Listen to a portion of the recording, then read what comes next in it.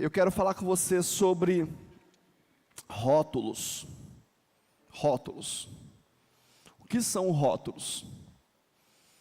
O que são rótulos? Rótulos é um pedaço de papel ou um pedaço de plástico, fazendo assim de forma bem tranquila e bem básica, que é colocado sobre algum produto dizendo o que é aquele produto. O que contém naquele produto, o que contém naquele lugar, né? Rótulos são chatos de ser lidos, são desafiadores, porque fala muito mais de restrição do que de liberação, né? Se a gente for ler todos os rótulos, a gente consome poucas coisas, não é verdade?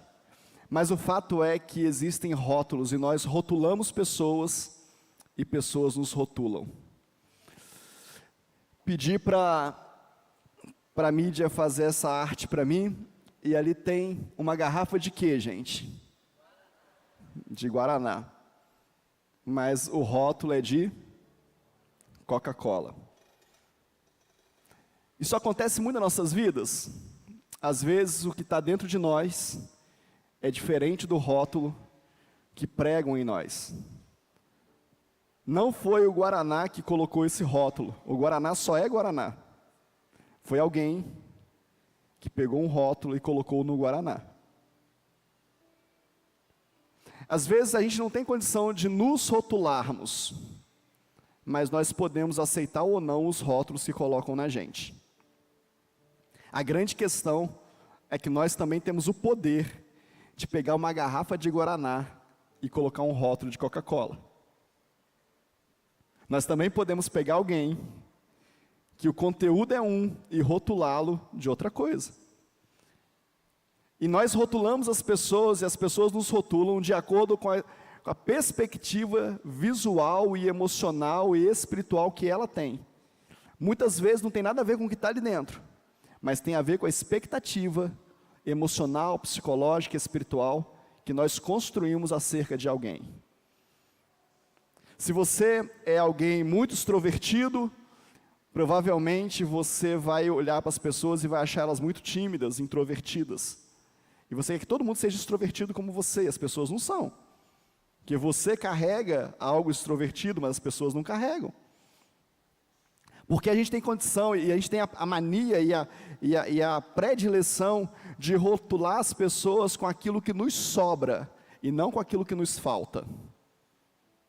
Então, quando nós chegamos numa igreja, nós olhamos para essa igreja e falamos assim, nossa, mas aqui tem louvor e adoração, né? É bom louvor, né? É gostoso, o pessoal canta, a igreja participa, mas falta oração. Achei que orou pouco. Porque eu sou da oração, então me sobra a oração, então eu cobro do outro que me sobra, e não o que me falta.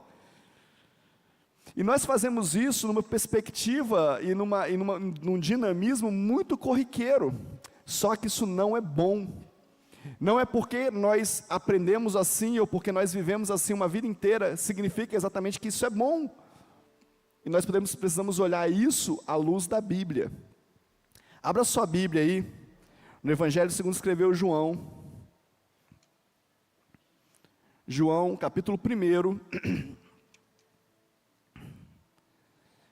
Esse pessoal fica cantando música só da era do CD e do LP, aí minha voz vai embora, né? Que eu fico aqui me engastando aqui, esgoelando aqui.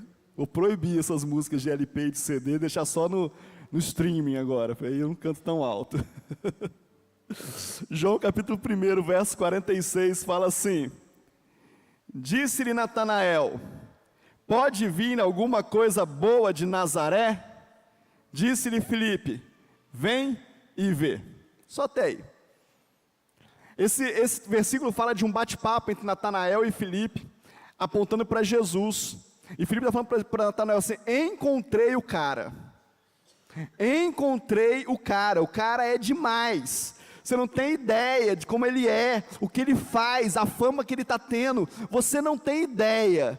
Natanael olha para Filipe com cara de muito desacreditado e fala assim, ô Filipe, na boa, pode vir alguma coisa boa de Nazaré? Aí você fala assim, mas por quê? Nazaré nessa época, ela era uma cidadela, um povoado, muito pequeno, sem nenhuma expressão econômica, Provavelmente, alguns historiadores falam que no máximo existiam 50 casas edificadas nessa região. E além disso, as casas eram casas pequenas, muitas delas eram compostas de uma sala, e o restante dos cômodos eram grutas escavadas com as próprias mãos. Então era um lugar onde não se tinha muita expressão, e não se poderia sair alguma coisa boa de lá. Vem cá, não podia ser esse cara, não podia ser de outro lugar, não podia ser de uma outra cidade, não podia ser de perto de nós. O estranhamento de Natanael sobre Jesus é porque agora Natanael está vendo Jesus na perspectiva da sua visão sobre Nazaré. E aí ele pegou Jesus e colocou um rótulo: esse cara é limitado, esse cara não pode ter formação, esse cara não tem o que oferecer, porque da onde ele vem, as pessoas não têm o que oferecer. Da onde ele vem, as pessoas não têm oportunidade. Da onde ele vem, não tem como dar certo. Quantos de nós somos rotulados pelo lugar que nós viemos, pelo lugar que nós moramos, pela família que nos deu vida, pela vida que nós levamos até aqui? E aí o que eu quero falar com você, antes de nós entrarmos nesse ponto? O que é um rótulo? O rótulo é uma peça de comunicação de um conteúdo. Então, quando eu olho para essa imagem, eu falo: sabor original, Coca-Cola, ali embaixo está desde não sei quanto, que é o ano da Fundação Coca-Cola. Eu falo: bom, o que tem aqui é Coca-Cola. Se eu virar o rótulo, eu vou ver lá teor de açúcar, teor de sódio, eu vou ver lá os conservantes, toda a porcariada que tem, está tudo escrito ali, e aí está me comunicando algo. Está comunicando o que tem no conteúdo. E aí, quando o povo chama Jesus, quando Natanael fala de Jesus, quando Filipe anuncia Jesus e o chama de Nazareno, ele traz uma ideia de alguém gerado e criado em um lugar sem grande oportunidade, ou seja, alguém muito limitado. Qual é o problema? O problema é quando um rótulo comunica algo diferente do seu conteúdo. E eu quero te fazer uma pergunta nessa noite: que tipo de rótulo você está carregando? Qual é o rótulo que puseram em você e você aceitou? Ou qual é o rótulo que você tem colocado nos teus filhos, na tua esposa, no teu marido, no teu pastor, no teu líder? E aí eu vou te falar, esse rótulo tem a ver, ele está alinhado com o conteúdo dessa pessoa? O rótulo que você carrega está alinhado com o conteúdo daquilo que você carrega? É isso mesmo? Porque no sistema mundano, é exatamente o que as pessoas querem fazer.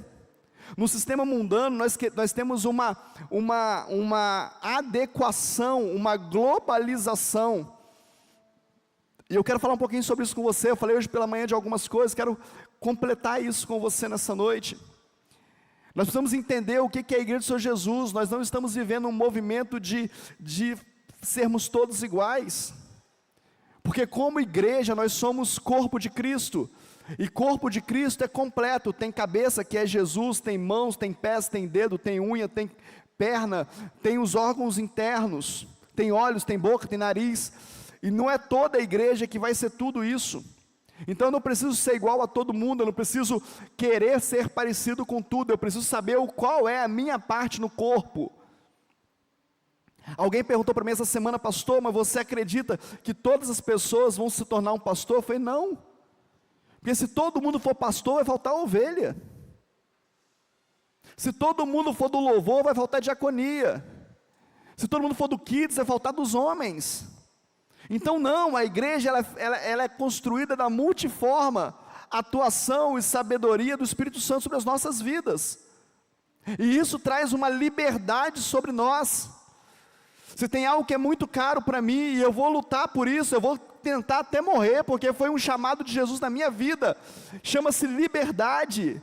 Nós somos livres em Cristo, Cristo nos libertou, a palavra dele diz: foi para a liberdade que Cristo vos libertou, e eu acredito na palavra do Senhor. Então ninguém precisa ser igual a ninguém, ninguém precisa carregar o mesmo rótulo, você pode carregar algumas particularidades, alguma identidade, mas eu carrego algo de Deus e você carrega algo de Deus, e juntos nós fazemos o céu na terra. Amém? E eu não posso te rotular daquilo que me interessa, eu não posso te rotular daquilo que é mais importante para mim, eu preciso entender o que Deus colocou sobre a sua vida. É lógico que eu carrego um DNA e uma identidade, uma unção pastoral, e tudo que sai de mim, tudo que é gerado através de mim, vai apontar para o pastoreio, mas existem 255 mil tipos de pastoreio. Eu posso pastorear de todas as maneiras. A parte mais fácil de pastorear é essa aqui, de subir no púlpito e falar para vocês. Essa é a parte mais fácil. Porque pastoreio fala de cuidado, de amor, de entrega, de proteção, de pagar o preço do que é meu ser seu, de eu me gastar por você, das coisas que Deus me dá, eu preciso entregar para você e fazer servir a você. Isso é pastoreio. Então quando eu começo a cuidar de alguém, quando eu recebo algo de Deus e faço isso crescer dentro de mim, alguém chega perto de mim e precisa disso também, eu começo a multiplicar, a transferir para ela aquilo que eu recebi, eu já estou pastoreando. E eu vou te falar mais, esse chamado não é para o pastor teologicamente constituído e colocado em cima de um púlpito de uma igreja. O chamado é para todos. Ide, fazei discípulos de todas as nações, ensinando-os e batizando em nome do Pai, do Filho e do Espírito Santo. Esse chamado é para cada um de nós. Agora, como que cada um vai fazer? É com Deus e com você. É pessoal, é intransferível, é um conteúdo que foi depositado na sua vida. É uma graça de Deus, é uma unção de Deus entregue a você. E talvez o rótulo que você carrega, ou o rótulo que você carregou a vida toda, não está apontando para aquilo de fato de conteúdo que você tem. O rótulo, ele nos limita. O rótulo, ele nos coloca como uma só coisa. E nós precisamos entender que Deus está, através de Jesus, nesse tempo, transformando a nossa vida através do sangue de Jesus. E aí o que a Bíblia diz que nós somos? O que Jesus diz que nós somos? O que o Pai diz que nós somos? O que o Espírito Santo diz que nós somos? Esse dia eu estava conversando com uma pessoa, e ele me disse o seguinte: bispo, a minha vida inteira minha mãe disse para mim, você é a fotocópia do seu avô. Você é a xerox do seu avô. E podia ser por um lado bom, podia ser por algo bom, pois seu avô é tão isso e tão aquilo, mas não era. Era pelo lado pejorativo da coisa. E a vida toda ele ouviu isso.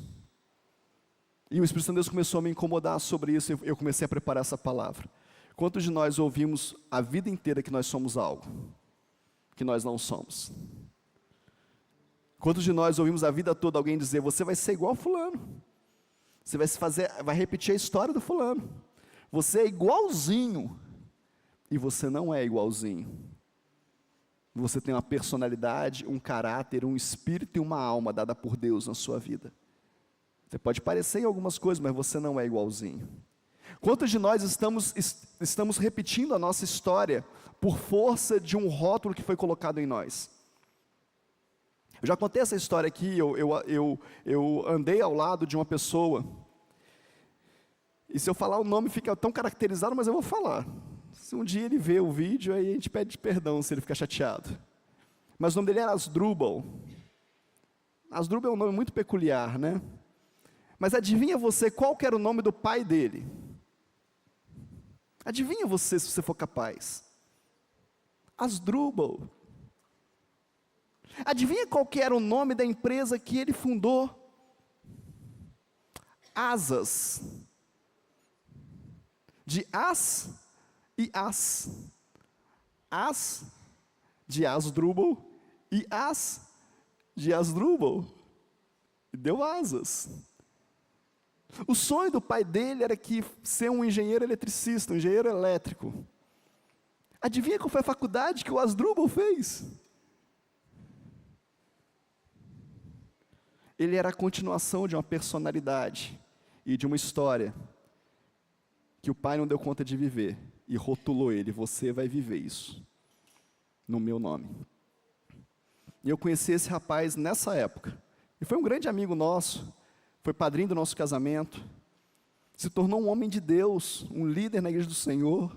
Deus o tirou desse lugar, mas a história dele era repetir exatamente a história do pai. E quantos de nós, de forma declarada ou de forma velada, vivemos isso? Quantos de nós estamos presos porque alguém um dia disse para você assim: você não pode ser isso, você não dá conta de ser isso, ou disse para você: você será isso, você vai andar nesse caminho, e você agora fica se esforçando uma vida inteira para conseguir trilhar um caminho que não é seu. E daí, por que nós estamos tão cansados? Por que nós estamos tão esgotados? Por que a sociedade, a humanidade vive cansada? Porque é muito sacrificial, é muito desgastante você ter que viver uma vida que não é sua. Eu podia te dar tantos exemplos na minha vida. Eu podia falar tanto para você das coisas que eu precisei abrir e rasgar os rótulos do que as pessoas falam. Rótulos que vêm de lugares. Pode vir alguma coisa boa de Nazaré? Eu sou do Rio de Janeiro, para quem não sabe, e não me rotulem, por favor.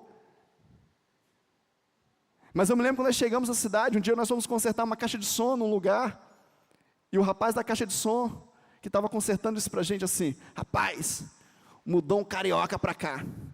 Ô peste, todo carioca não presta.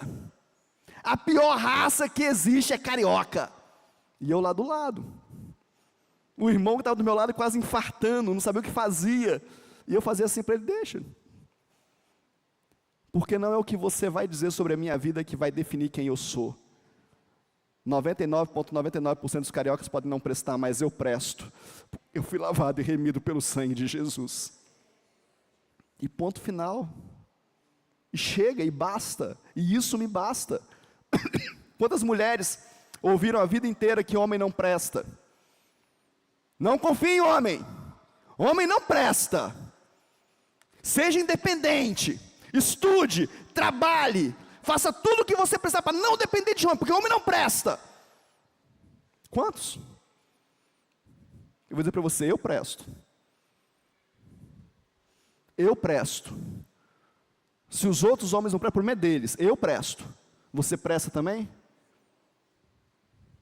Baseado em quê que a gente tira isso?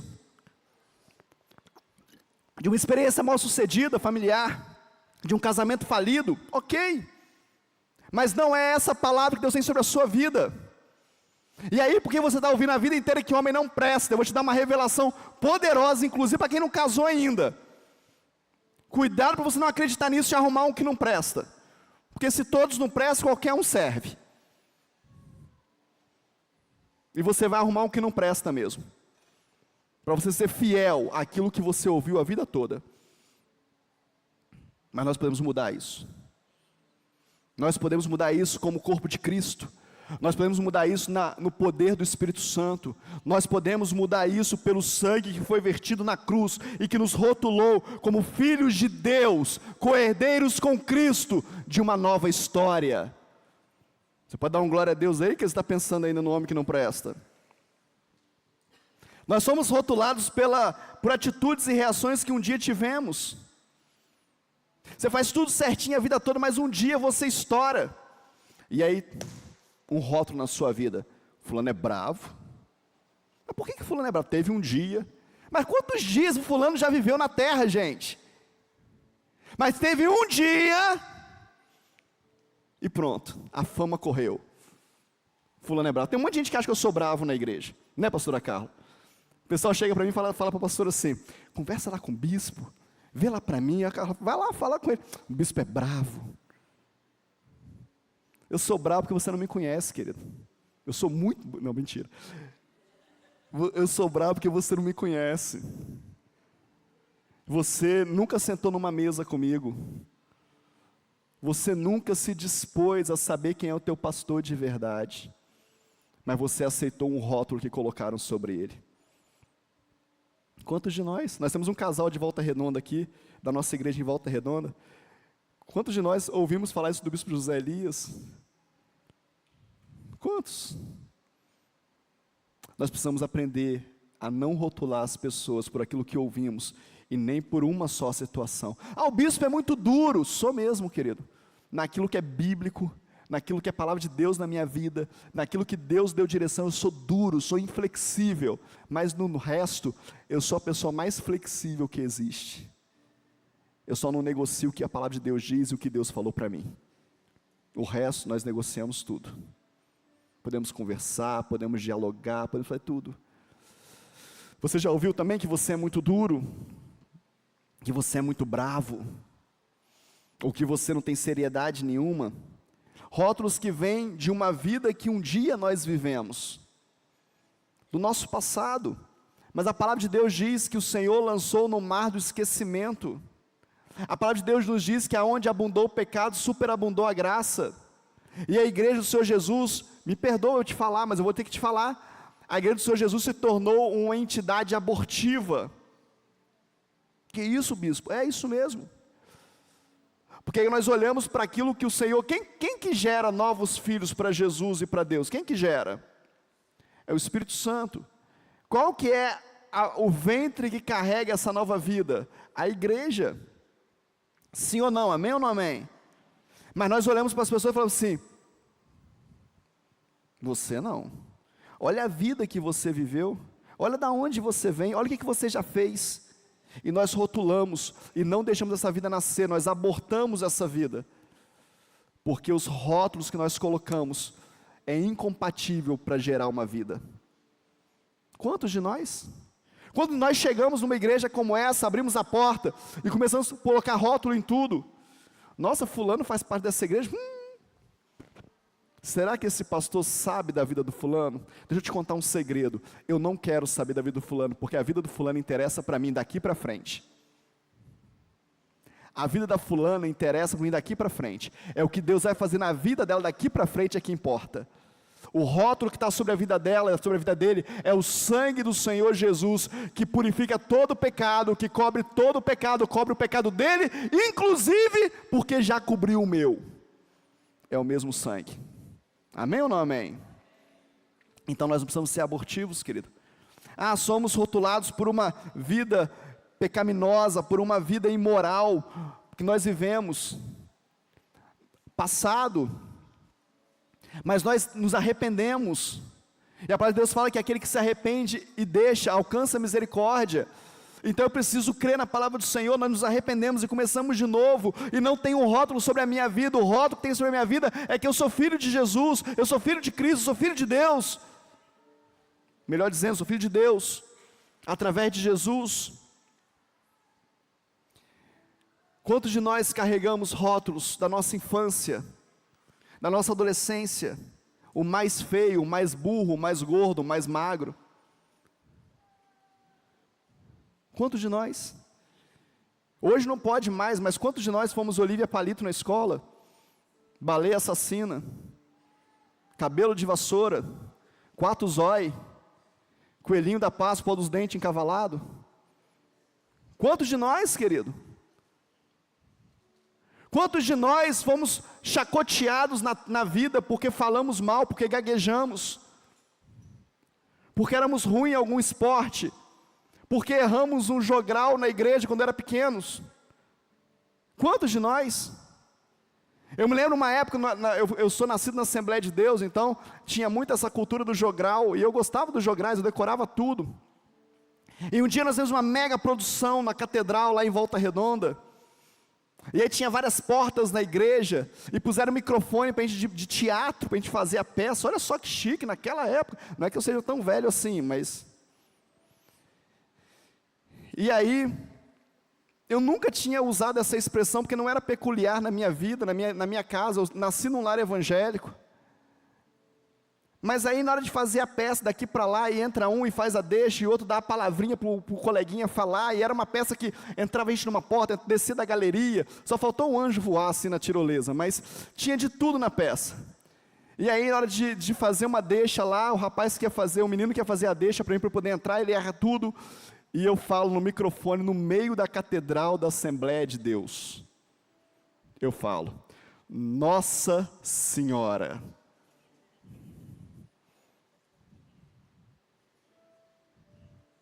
Vocês imaginam o que isso significa? A igreja parou, aquele silêncio absurdo. E eu segurei a boca. Falei, meu Deus, e agora? E aí teve reunião, teve não sei o quê, enfim. Mas eu falei assim, nunca mais eu faço jogral. Nunca mais. Olha o erro absurdo que eu tive. Nunca mais eu faço jogral. Mas eu tinha uma mãe e um pai que falavam assim, quero nem saber o que você está pensando, você vai, já pus seu nome. Próximo dia dos pais, você está lá de novo. Dia das mães, você está lá de novo. Não me deu a oportunidade de ficar lambendo as minhas feridas. E alguém me rotular como o menino que errou no dia do jogral do Natal. A primeira palavra que eu preguei na minha vida, enquanto já na formação pastoral, alguém disse para mim, você prega muito mal. Você é muito ruim, você nunca vai ser um pregador. Tentaram colocar um rótulo em mim. Mas aos 13 anos de idade, de 12 para 13 anos, um dia Deus falou comigo, não falou com ninguém. Ninguém colocou rótulo em mim, ninguém veio e colocou algo em mim. Deus falou comigo, hoje eu te levanto como um pastor na minha casa. Hoje eu te selo como um pastor na palavra. Hoje eu te separo para o ministério. Hoje eu mudo o conteúdo da sua vida e mudo a tua história. Falou comigo, não falou com ninguém. Num congresso de adolescentes, sozinho na cadeira. Então não adianta você falar algo para mim, porque eu não vou acreditar. O rótulo que está sobre a minha vida é de um pastor de ovelhas, é de um pregador da palavra. Bem ou mal, eu sou um pregador, goste você ou não, pregue bem ou pregue mal, o rótulo que está na minha vida é que eu sou alguém que o Senhor separou para propagar a palavra dEle, para libertar os cativos, para declarar saúde aos doentes, e para fazer a obra do Senhor ser implantada na terra, onde Ele me colocar. Mas isso não é um privilégio meu. Deixa eu te falar, você também foi chamado para isso. E o Espírito Santo de Deus me fala de pessoas nessa noite, que paralisaram porque colocaram rótulos nele e ele aceitou.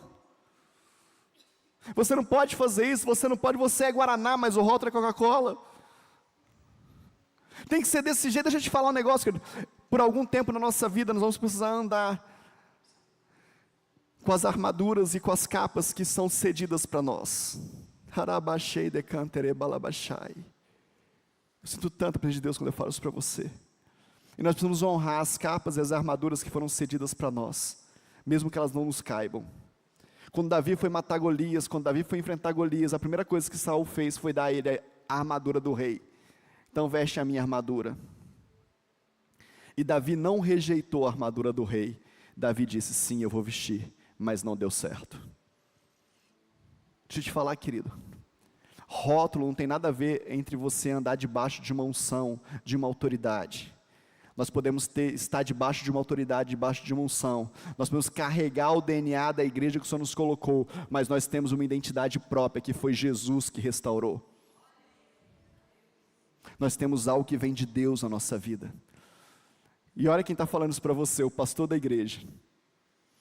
Isso poderia ser um tiro no meu pé, mas eu não tenho medo de falar isso para você, sabe por quê? Porque foi para a liberdade que Cristo nos libertou.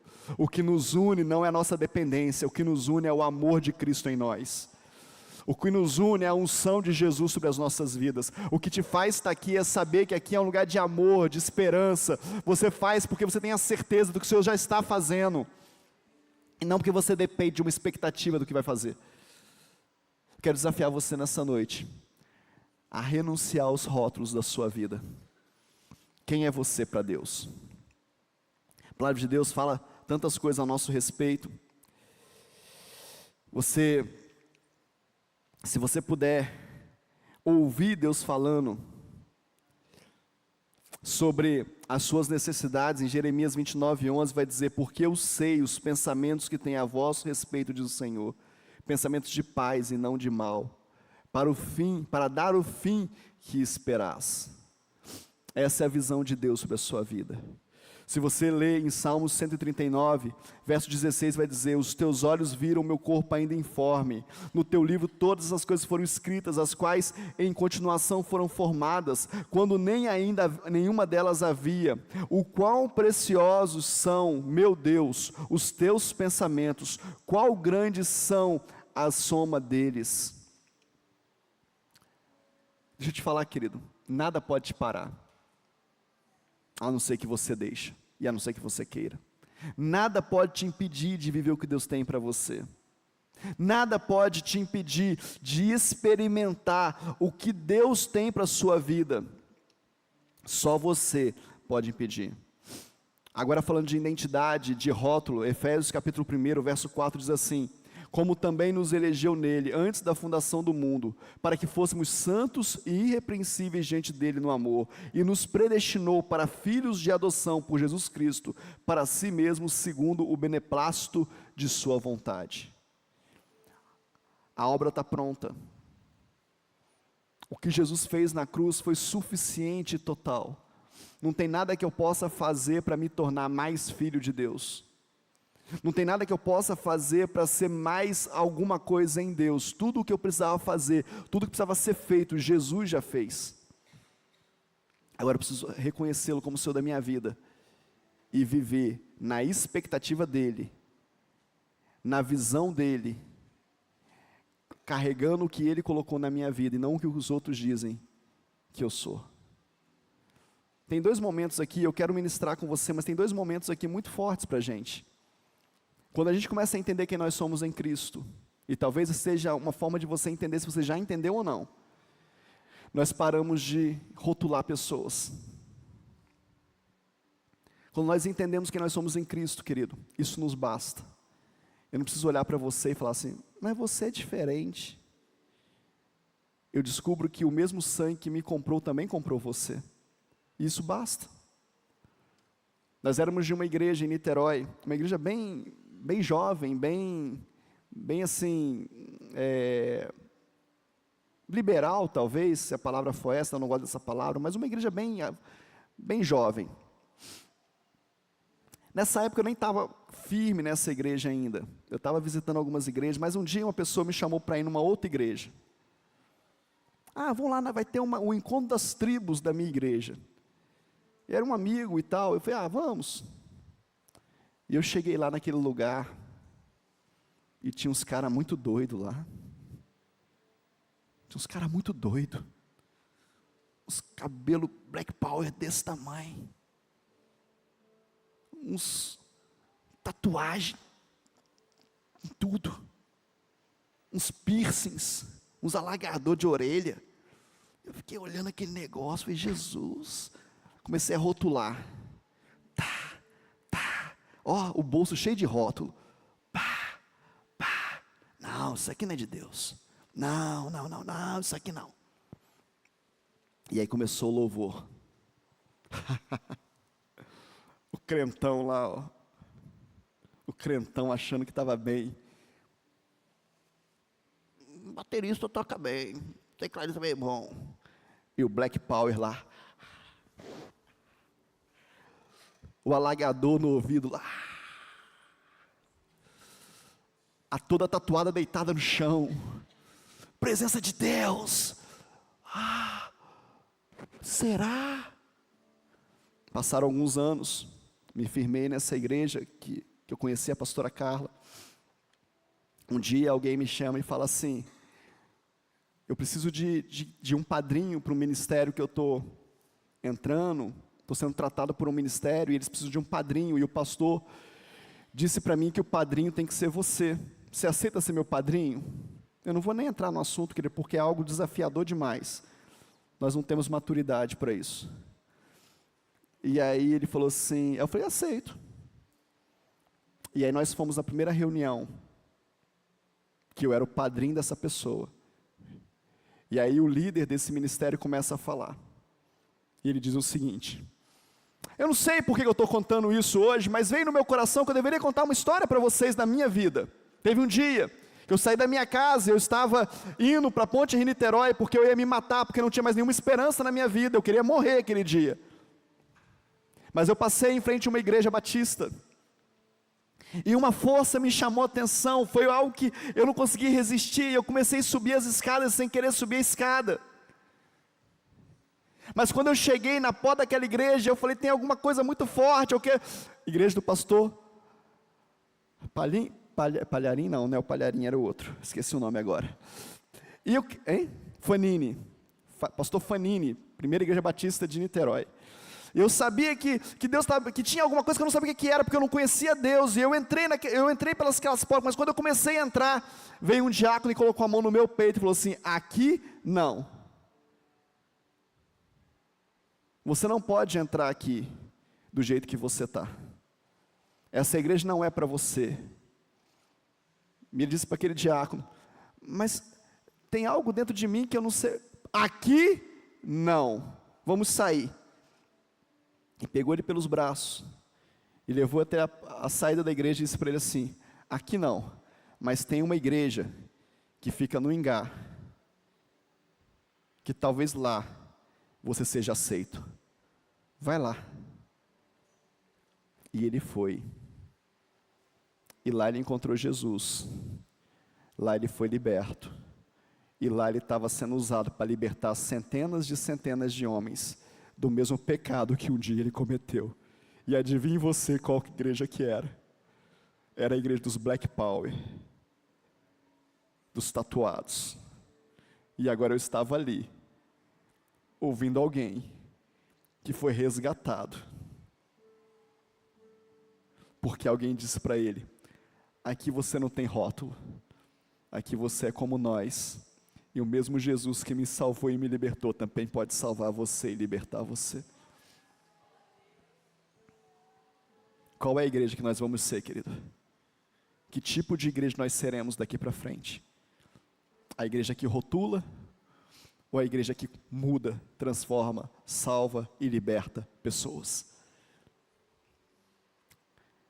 Que igreja nós seremos? Que tipo de crente você vai ser?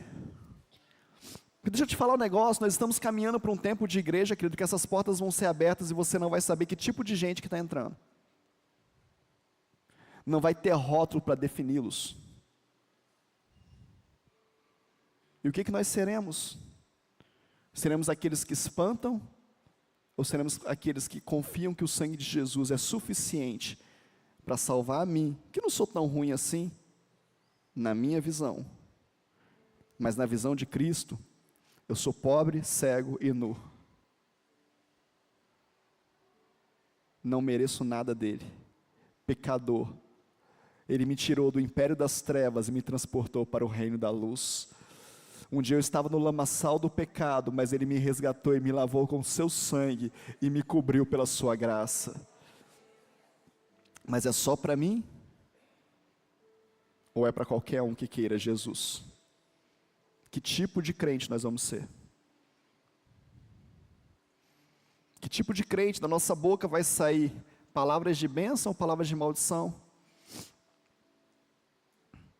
Quando nós olhamos para as pessoas que são diferentes de nós, e nós queremos e desejamos que as pessoas sejam como nós, deixa eu te falar, querido, 2 de você ninguém aguenta. Um só basta. Para que 2? Imagina 2 Paulo, a pastora Carla estava infartada, estava na glória, cantando lá no céu. Ninguém aguenta 2 da gente, basta 1. Mas nós queremos imprimir nas pessoas o rótulo que nós achamos que é o ideal. Na minha perspectiva, mas Jesus não veio fazer isso. Jesus escolheu 12 homens, e dentre esses 12 homens, um era traidor, e ele sabia. Um era traidor e ele sabia. E o traidor ele pôs na mesa para cear com ele. O traidor ele lavou os pés. O traidor ele deu pão e vinho. Hoje é ceia. E nós vamos encher o nosso peito, porque nós só cobramos aquilo que nos sobra. E vamos dizer assim: examine, pois, o homem a si mesmo, e assim coma do pão e beba do cálice, pois o que come e bebe indignamente, come e bebe sua própria condenação. Oh, quanto crentão! É porque nós hoje estamos aqui, mas mês passado, quando a gente achava que estava em pecado, a gente não veio, a gente ficou em casa. E nós não recitamos esse versículo para nós mesmos. Mas hoje, todos que não estão aqui, nós podemos encher o peito e falar, mas eu estou bem. Eu me examinei e me aprovei. Que infantilidade. Se o Senhor for me avaliar, querido, eu estou reprovado muitas vezes. Eu só ceio com Ele pela graça e pela misericórdia dEle que se renova sobre a minha vida todas as manhãs. E essa é a causa de não sermos consumidos. É isso ou não? Aí nós vamos participar do pão. E nós falamos, nosso pãozinho, corpo de Cristo. Corpo de Cristo? É sério? O que é o corpo de Cristo, querido? O que é o corpo de Cristo, Diego? O que é o corpo de Cristo, Ergilaine? O que é o corpo de Cristo? O que a Bíblia diz que é o corpo de Cristo? Olha para o lado aí. Olha para o seu lado direito, seu lado esquerdo. Isso é o corpo de Cristo. Não é o pãozinho que você come. É o irmão que você está do seu lado aí. Amém? O pãozinho é só um simbolismo de quem está dizendo, olha, eu quero continuar sendo o corpo de Cristo. Somos corpo, e assim bem ajustado, totalmente ligado. Somos mesmo? Uma igreja, sem qualquer falsidade, vivendo a verdade. Será? Mas é só comer o pãozinho que tudo se resolve. Não é não, querido. Não é não. O que resolve é sermos corpo. O que resolve é sermos um. O que resolve é querer caminhar lado a lado. Se um cai, o outro ajuda para levantar. Se o pé dói, a mão ajuda para curar. Se a orelha está com problema, o olho ajuda a enxergar. Isso é ser corpo. Mas por que a Bíblia diz, examine-se, pois o homem é assim mesmo? Está falando de uma postura da igreja de Corinto. A igreja de Corinto está vivendo um momento que eles estão reunidos, mas eles não estão discernindo o corpo. Eles estão reunidos, mas eles não são igreja. Eles estão reunidos, mas cada um está comendo daquilo que traz de casa e que se dane o outro. Uns comem muito, outros comem pouco. Vai ler o texto todo. Vocês não estão entendendo que é corpo de Cristo, vocês têm que discernir corpo de Cristo. E aí eu te pergunto nessa noite, com todo o amor e carinho do meu coração, porque eu não sou bravo. Qual é a diferença nossa para a igreja de Corinto? Será que nós já discernimos o corpo? Ou será que cada um quer pegar a sua porção e ir embora para a sua casa o mais rápido possível? E está tudo bem. O milagre da multiplicação, ele não é bonito porque alimentou 5.000 pessoas. O milagre da multiplicação, ele é bonito porque um menino entregou 5 pães e 2 peixes, era tudo que ele tinha. Estou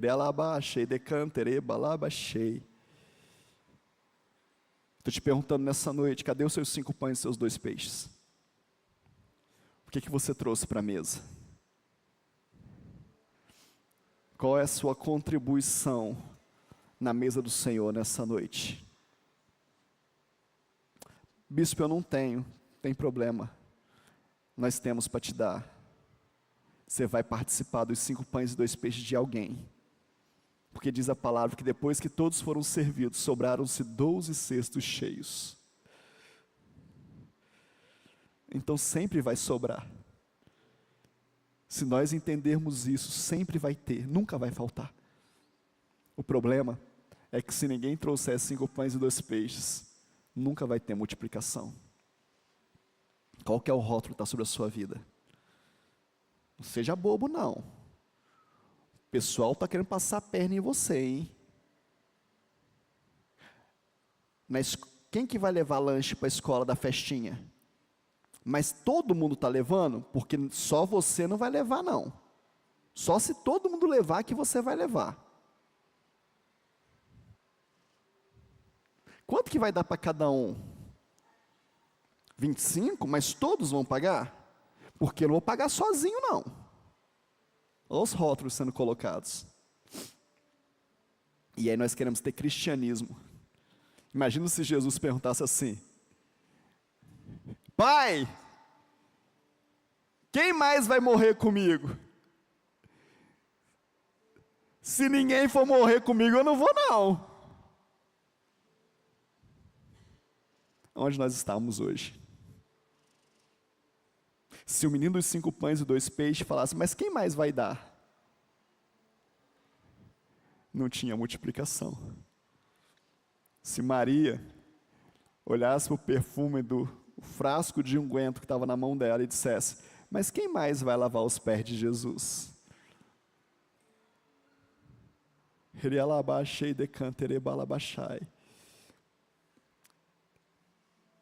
E sempre vai ter alguém dizendo, que desperdício, pastor. Por que não vende esse perfume e dá para os pobres? Eu vou te falar por que a gente não vende o perfume e dá para os pobres. Porque quebrar o perfume nos pés de Jesus faz parte do conteúdo que está dentro da minha vida e não do rótulo que você quer colocar. Ser uma igreja que entrega faz parte da essência da nossa igreja local. Ser uma igreja que abençoa faz parte daquilo que nós carregamos. Ser uma igreja aberta a todo tipo de gente faz parte da graça, da unção e da misericórdia que um dia nos alcançou. E não tem a ver com o rótulo que querem colocar sobre nós. Amém? Você está recebendo essa palavra aí no seu lugar? Feche os seus olhos, assentado mesmo como você está. Se você quiser. Espírito Santo de Deus, tem tanta graça naquilo que o Senhor está ministrando nessa noite. E eu quero, na autoridade do nome de Jesus, eu quero arrancar rótulos. Eu quero rasgar rótulos que foram colocados sobre os teus filhos. Na autoridade que o Senhor me deu como pastor dessa igreja, e se você está nos visitando e você não é minha ovelha, mas você quiser participar dessa ministração, fale com o Senhor. Eu respeito muito isso. Eu quero rasgar os rótulos que foram colocados. Eu quero rasgar palavras, declarações que foram lançadas sobre os teus filhos, dizendo, você é isso, você será isso. Se tiver em desacordo com o que a tua palavra diz, o que a tua palavra está dizendo para nós nessa noite. Pai, eu quero te clamar que nessa noite o sangue de Jesus que foi derramado por nós, venha ser o único rótulo que nós carregamos.